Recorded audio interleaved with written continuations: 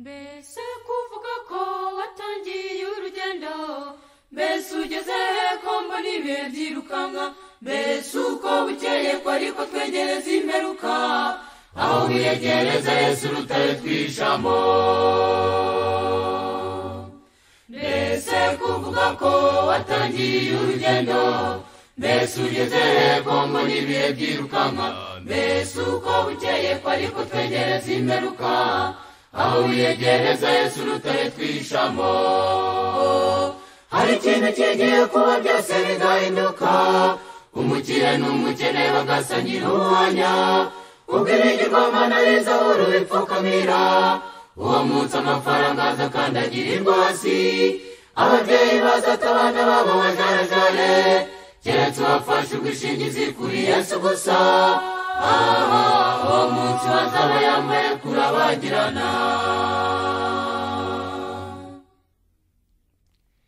Ubwo wafashe urugendo wikerezwa n'ibyo ubona, kuko igihe cyihuta ntabwo kizasubira inyuma, nawe ubundi ntukinisha amahirwe wahawe nka Esawu, umurage wahawe abasuhuke bazawujyamo.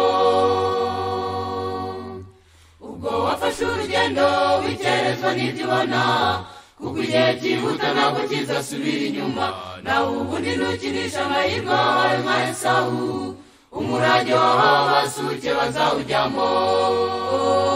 Hari ikintu kigiye kuba byose bigahinduka, umukire n'umukene bagasangira ubuhanya, ubwo ibigirwamana bizahora bipfukamira, uwo munsi amafaranga aza akandagirirwa hasi, ababyeyi bazata abana babo bajarajare, keretse uwafashe ubwishingizi kuri Yesu gusa.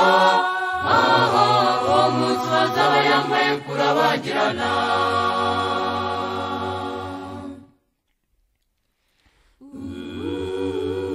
Itorero ry'Imana, igihe ni kirekire dusangiye imyanya twicayemo, ni kirekire dusangira ibyera byo mu ijambo ryayo, ariko nshuti, amasangira abere siyo masangira mugisha.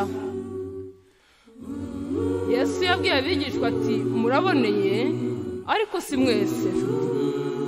Nawe uyu munsi waba uri mu ruhande rw'abataboneye, ufate ubwishingizi kuri uwo mwami, muri icyo gitondo uzambikwe kurabagirana, izina ry'Imana rihabwa icyubahiro. Umva nubwo twicaye aha twese twitwa abakristo, amasangira abere siyo masangira mugisha. Yesu ati muraboneye, ariko si mwese nshuti zanjye, reba uruhande uri mufate ubwishingizi kuri we. Umva nubwo twicaye aha twese twitwa abakristo, amasangira abere siyo masangira mugisha. Yesu ati muraboneye, ariko si mwese nshuti zanjye, reba uruhande uri mufate ubwishingizi kuri we. Hari ikintu kigiye kuba byose bigahinduka, umukire n'umukene bagasangira ubuhanya, ubwo ibigirwamana bizahora bipfukamira, uwo munsi amafaranga aza akandagirirwa hasi, ababyeyi bazata abana babo bajarajare, keretse uwafashe ubwishingizi kuri Yesu gusa. Uwo munsi bazaba yambaye kurabagirana. Hari ikintu kigiye kuba byose bigahinduka, umukire n'umukene bagasangira ubuhanya, ubwo ibigirwamana bizahora bipfukamira, uwo munsi amafaranga aza akandagirirwa hasi, ababyeyi bazata abana babo bajarajare, keretse uwafashe ubwishingizi kuri Yesu gusa. Uwo munsi bazaba yambaye kurabagirana. Uwo munsi bazaba yambaye kurabagirana.